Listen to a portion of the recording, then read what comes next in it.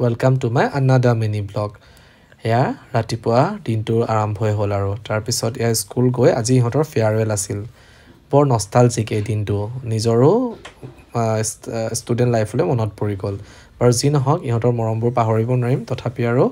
যেহেতু যাবই লাগিব স্কুলৰ পৰা ভালকৈ সকলোকে ভালকৈ পঢ়িবলৈ শুভেচ্ছা দি বিদায় দিলোঁ তাৰপিছতে ষ্টাফ ৰুমত আহি দেখিলোঁ বাইদেউহঁত পূৰা মেকআপত ব্যস্ত ৰ'ব মেকআপত ব্যস্তৰ কাৰণ আছে এই যে মই কৈ থাকোঁ আমাৰ মোহাই ছাৰৰ কথা আজি মোহাই ছাৰৰ ফাইনেলি বিয়াৰ ৰিচিপশ্যন বিয়া বাৰু গ'ল কিন্তু আমাক ৰিচিপশ্যনটো দিবলৈ বাকী আছিল এয়া দেখিছেনে একদম ফুল অন খানা